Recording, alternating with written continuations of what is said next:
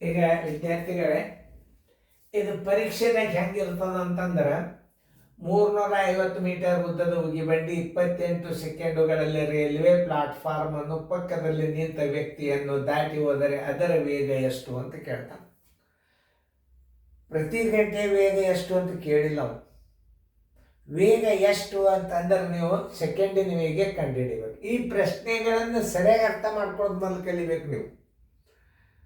ಆಮೇಲೆ ವೇಗ ಎಷ್ಟು ಅಂತ ಕೇಳ್ಯಾನ. ಆಮೇಲೆ ಇನ್ನೊಂದು, ಪ್ರತಿ ಗಂಟೆ ವೇಗ ಎಷ್ಟು ಅಂತ ಕೇಳಿಲ್ಲ.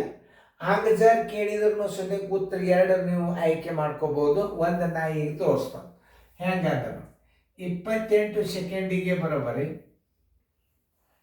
28 ಸೆಕೆಂಡಿಗೆ ಬರೋಬರಿ 350 ಮೀಟರ್.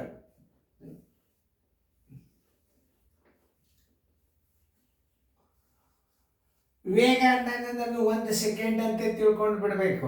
ಅದನ್ನು ತಿಳ್ಕೊಂಡು ನೀವು ಮೊದಲು 1 ಸೆಕೆಂಡಿಗೆ ಬರೋಬ್ಬರಿ ಎಷ್ಟು? 1 ಗುಂಡ್ಲೆ 350 ಸರ್ವಸ್ ಬಾಗಿಲೆ 28 ಸೆಕೆಂಡಿನೊಳಗೆ ಅವ್ನು ದಾಟ್ಯದಂದ್ರೆ ವೇಗ ಎಷ್ಟಿತ್ತು ಅಂತ ಕೇಳ್ತಾನೆ ನಾವು. 7 4 28, 7 5 35, 2 2 2 25 = 25 2 ಬರೋಬರಿ 12.5 ಮೀಟರ್ ಸೆಕೆಂಡಿಗೆ.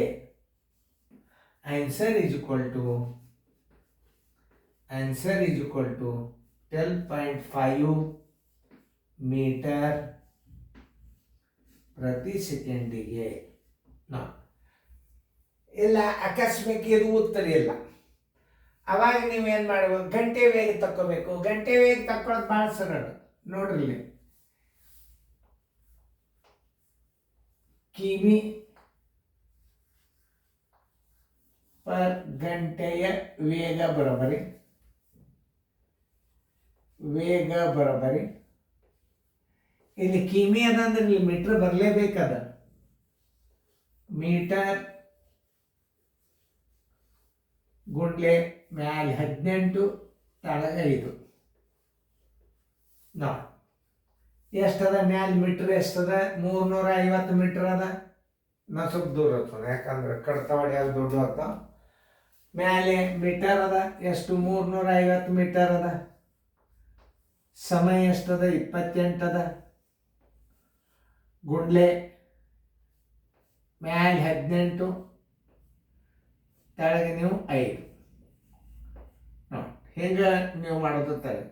7 4 28, 7 5 35, 2 2 2 25 ನೋಡಿ. ಈಗ ಒಂದು ಕೆಲಸ ಮಾಡಿರಿ, ಇದನ್ನು ನೀವು ಗುಣಾಕಾರ ಮಾಡಿರಿ 10. ಯಾಕೆ 5 2 10 ಇದನ್ನು ಕೆಡಿಸ್ಕೋಬಾರ್ದು ಯಾವಾಗೂ ನೋಡಿ. ಯಾಕಂದ್ರೆ ದಶಮಾಂಶದಾಗ ಭಾಳ ಸರಳ ನಿಮಗದು. ಪೂರ್ಣ ಸಂಖ್ಯೆ ಬರಲಿ ಏನೇ ಬರಲಿ ಕೆಡ್ಸೋಳ್ಕೋಬಾರ್ದು. ಯಾಕೆ ಈಗ 5ರಲ್ಲಿ ಇದು ಹೋಗ್ತದೆ, ಹಂಗೆ ಮಾಡಿದ್ರು ಬರ್ತದೆ. ನೀವು ಹಂಗೆ ಬೇಕಂದ್ರೂ ಮಾಡ್ಬೋದು ನೋಡಿ. 5 1 5 5,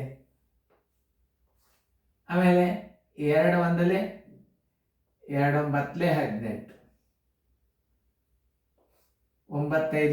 9 5 45 ಕಿಮಿ ಪರ್ ಗಂಟೆಗೆ 45 ಕಿಮಿ ಪ್ರತಿ ಗಂಟೆಗೆ ನೋಡಿ. ಆನ್ಸರ್ ಹಿಂಗಿದ್ರೆ ಹಿಂಗೆ ಮಾಡಿ, ಹಿಂಗಿದ್ರೆ ಹಿಂಗೆ ಮಾಡಿ ನೋಡ್ರಿ. ಸರಿಯಾಗಿ ಅರ್ಥ ಮಾಡ್ಕೊಂಡು ಗಣಿತ ಮಾಡಿಬಿಟ್ರೆ ಭಾಳ ಸರಳ ಅದು ನೋಡ್ರಿ. ಕರೆಕ್ಟ್ ಅದನ್ನೆಲ್ಲ ಇನ್ನೊಂದ್ಸಲ ಚೆಕ್ ಮಾಡಿ ನೋಡ್ರಿ. ಕರೆಕ್ಟ್ ಅದ ಉತ್ತರ ಎಲ್ಲರೂ ಹಾಕೋರಿ. ಸರಿಯಾಗಿ ಪ್ರಾಕ್ಟೀಸ್ ಮಾಡಿರಿ. ಗಣಿತಗಳು ಹೆಂಗವ ನೋಡ್ರಿ. ಮುಂದೆ ಅದಕ್ಕೆ ನಂಬರ್ ಚೇಂಜ್ ಆಗ್ತದೆ. ಸರಿಯಾಗಿ ಫೇರ್ದ ಬರ್ಕೊಡ್ರಿ.